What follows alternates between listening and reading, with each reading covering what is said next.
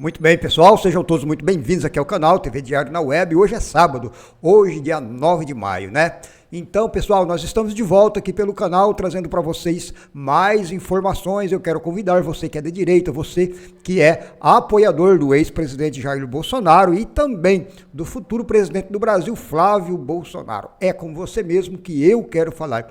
Eu quero dar um recado para você bem rapidinho. Aliás, eu quero pedir 3 coisas.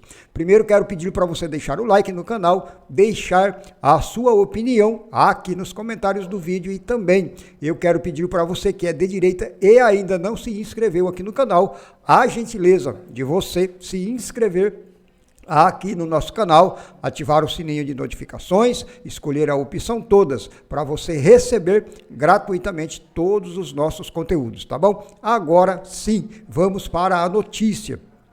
Pessoal, o negócio é o seguinte, olha só, o presidente Lula deu uma entrevista, uma coletiva, né, na verdade, lá nos Estados Unidos, e olha que o presidente Lula, pessoal, como sempre, cometendo muitas gafes, falando muita besteira, né? E ele soltou uma tremenda pérola que está reverberando, já explodiu na rede social, em todo lugar, tá todo mundo falando sobre o que foi que disse o presidente Lula. E eu vou trazer aqui um vídeo que vai falar exatamente sobre isso, tá bom? Quem vai falar, pessoal, aliás, é um vídeo até muito polêmico, tá? Então presta atenção. O deputado federal Gustavo Gayer vai trazer aí essa maravilha de vídeo e nós vamos acompanhar a partir de agora aqui no canal, tá bom? Vamos ver.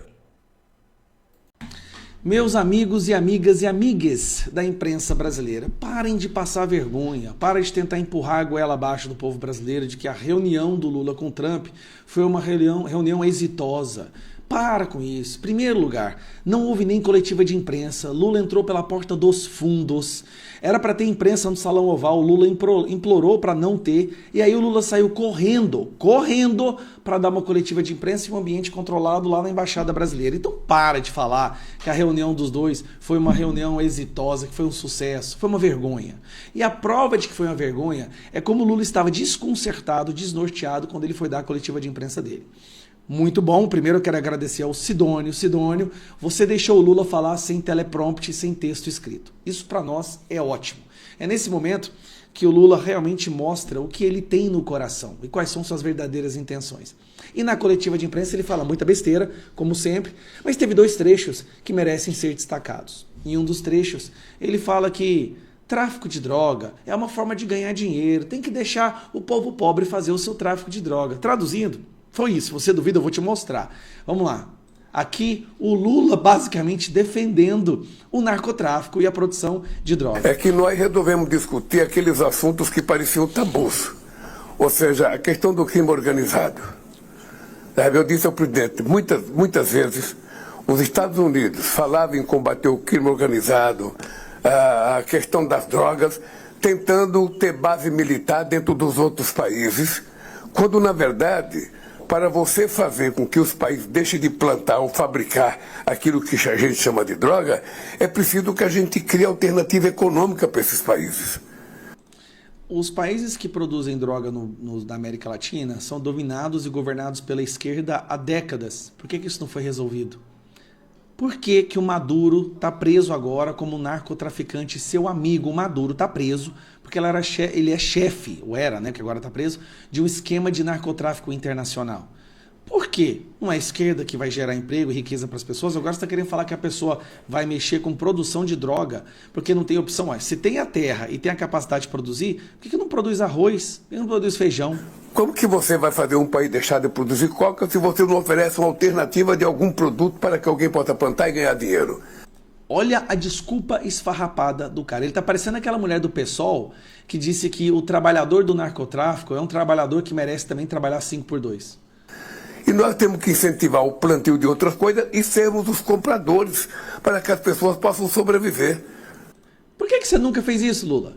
Por que você nunca fez isso? Talvez porque lá no início você foi beneficiado pelo narcotráfico internacional lá na Venezuela? Se não, enquanto houver gente necessitada de recursos e houver consumidor, não vamos parar, de ter um mundo cheio de droga por tudo quanto é lado.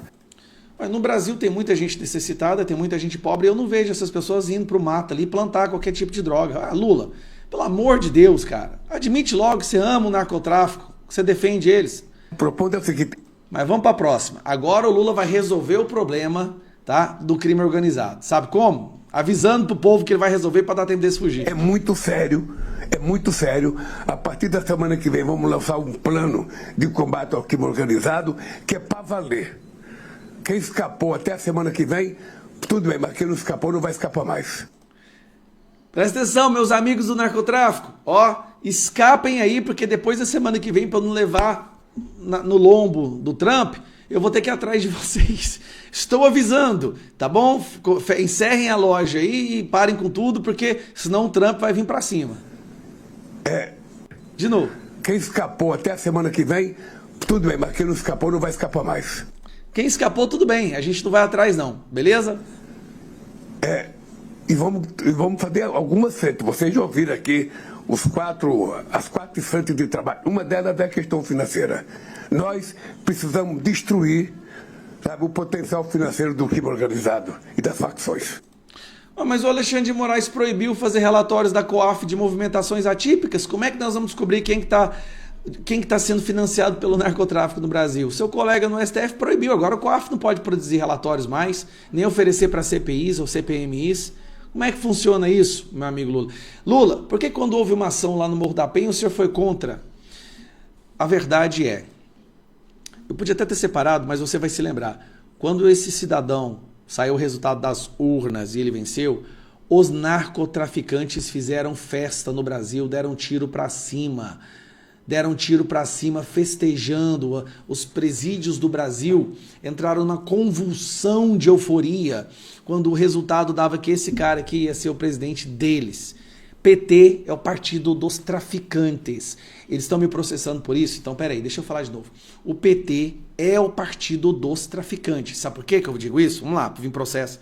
Porque os traficantes votam no PT. Porque os prisioneiros votam no PT. 85% da população prisional vota no PT. Regiões dominadas pelo narcotráfico votam no PT. É o partido dos traficantes. Vamos parar de... Você acha que engana quem, rapaz? Mas não preocupa não, Lula. No final desse ano você tá fora e nós vamos começar a limpar esse Brasil, graças a Deus. Muito bem, pessoal, nós vamos tocar em frente. Olha só, porque tem mais notícias chegando aqui no canal, tá bom? Eu vou trazer aqui, pessoal, uma matéria sobre o futuro presidente do Brasil, Flávio Bolsonaro. É isso mesmo. O Flávio Bolsonaro, pessoal, deu uma entrevista também muito polêmica ontem à tarde. E aí reverberou demais, está todo mundo falando sobre o que foi que o Flávio Bolsonaro falou, que aliás, né, o Flávio Bolsonaro saiu em defesa do pai dele, tá? Em defesa do presidente Jair Bolsonaro. Vamos ver essa matéria que, olha, é uma excelente matéria aí e tá pegando fogo, viu? Vamos ver. Informações do portal CNN Brasil. O senador e pré-candidato à presidência Flávio Bolsonaro, do PL do Rio de Janeiro, afirmou a jornalistas nesta sexta-feira esperar que o STF, Supremo Tribunal Federal, faça uma análise isenta do processo de Jair Bolsonaro, do PL, após a defesa do ex-presidente pedir a anulação do julgamento que o condenou a 27 anos e 3 meses de prisão. Abre aspas. A defesa dele entrou agora com uma ação de revisão criminal, pedindo a anulação do julgamento dele. Não faltam bons argumentos fundamentados para isso. Vamos torcer para que o Supremo Tribunal Federal, pela primeira vez, faça uma análise isenta com relação a ele e que o plenário se posicione futuramente. Fecha aspas. Os advogados do ex-presidente alegam que o julgamento da primeira turma foi irregular e que há incompetência orgânica absoluta. A defesa afirma que houve precoce decretação do trânsito em julgado da condenação, o que teria impedido a análise adequada de recursos apresentados pelos advogados. Esta não é a primeira vez que Bolsonaro tenta reverter a condenação no STF. A defesa já havia recorrido contra a decisão da primeira turma e contestado o trânsito em julgado da ação penal. O diferencial da nova ofensiva é o pedido para que a revisão criminal seja distribuída ao ministro da segunda turma e, posteriormente, analisada pelo plenário da Corte. Flávio Bolsonaro ainda disse nesta sexta-feira que, caso vença as eleições de outubro, pretende usar a força política como presidente recém-eleito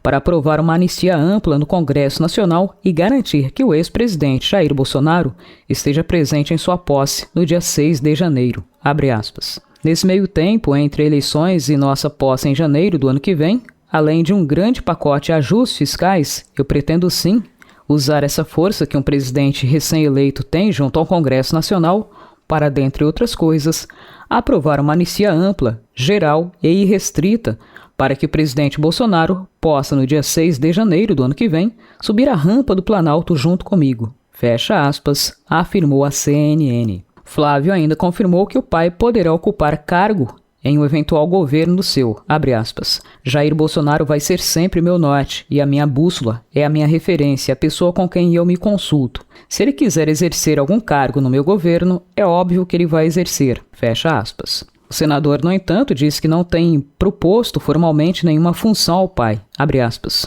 Nunca perguntei para ele se tem vontade de assumir o ministério no meu governo. Fecha aspas. Flávio também foi questionado sobre o papel que Jair Bolsonaro teria de fato em sua gestão. O senador respondeu que o ex-presidente seria o melhor conselheiro que um presidente da República poderia ter e elogiou a experiência política do pai. Abre aspas. Tem uma inteligência também fora da curva. Mais uma vez, tem uma visão política muito acima de qualquer outra pessoa que eu conheça aqui na América Latina. Fecha aspas.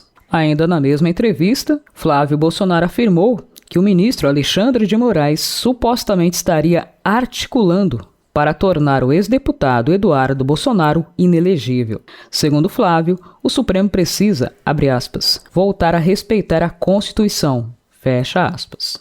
Informações do portal G1.com, publicadas neste sábado, dia 9 de maio. A lei da dosimetria da pena começou a valer nesta sexta-feira, dia 8 de maio, após ser promulgada pelo presidente do Congresso Nacional, o senador Davi Alcolumbre, do União Brasil do Amapá. A medida prevê redução de penas para os condenados pelos atos de 8 de janeiro. Inclusive, pode beneficiar o ex-presidente Jair Bolsonaro. O ex-presidente foi condenado a 27 anos e 3 meses de prisão. Apesar de já estar em vigor, a redução de pena não é automática. Conforme a lei, ainda cabe ao Supremo Tribunal Federal, o STF, recalcular as punições aos condenados conforme as novas regras que o projeto determina. Para isso, a Corte precisará ser convocada, por exemplo, pela defesa de algum dos condenados, pelo Ministério Público ou até por um ministro da Corte, que seja relator de um dos casos da tentativa de golpe. Ao menos 190 pessoas condenadas podem ser beneficiadas. A lei da dosimetria havia sido vetada pelo presidente Luiz Inácio Lula da Silva, do PT, durante cerimônia em alusão aos 3 anos das invasões às sedes dos 3 poderes em Brasília. No entanto, no dia 30 de abril, o Congresso Nacional derrubou o veto. Lula tinha 48 horas para promulgar o projeto de lei, mas optou por deixar essa ação com Alcolumbre. O projeto cria uma regra específica para a aplicação das penas dos 2 crimes contra a democracia: abolição violenta do Estado Democrático de Direito, com pena de 4 a 8 anos de prisão, e golpe de Estado, com pena de 4 a 12 anos de prisão. Segundo o texto, se os 2 crimes forem cometidos no mesmo contexto, as penas não poderão ser somadas. O projeto prevê também redução da pena de 1 a 2/3 quando os crimes ocorrerem em um contexto de multidão, desde que o réu não tenha financiado os atos nem exercido papel de liderança. Nas condenações dos atos de 8 de janeiro, a Procuradoria-Geral da República, PGR, usou a tese dos chamados crimes multidinários ou crimes de multidão. Segundo a literatura jurídica, esses crimes são cometidos por grupos em situações de tumulto em que uma pessoa influencia a outra a cometer atos ilegais, mesmo sem haver vínculo entre elas. O projeto também altera as regras de progressão de regime, que definem a passagem do regime fechado para o semiaberto e o aberto.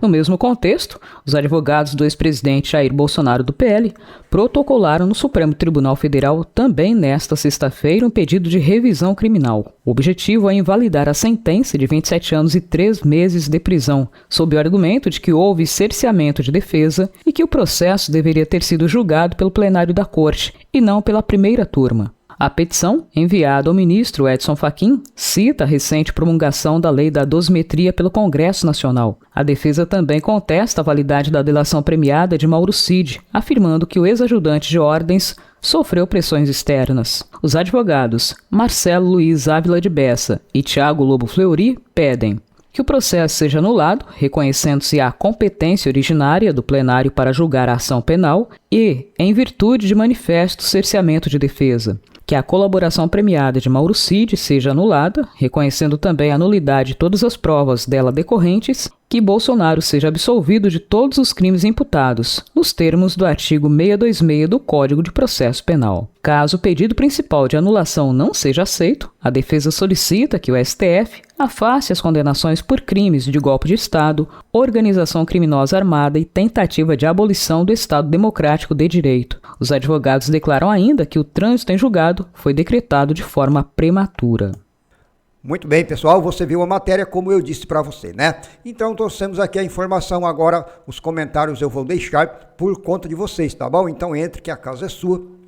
E eu vou pedir ainda para você não se esquecer de deixar aquele like maroto aqui no canal, aquele like com gosto mesmo, para dar aquela força, dar aquela moral aqui pro canal, tá bom? Se você não se inscreveu ainda aqui, você é de direita, então você é o nosso convidado todo especial, beleza? Já se inscreve aqui no canal e venha junto conosco, vamos somar, vamos impulsionar, né?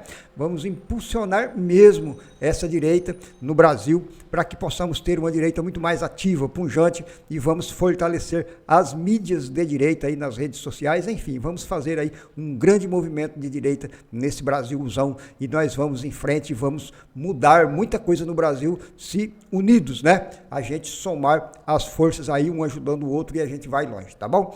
Deixo a todos um grande abraço, porque eu tô indo embora, mas eu volto no próximo vídeo, se Deus assim nos permitir.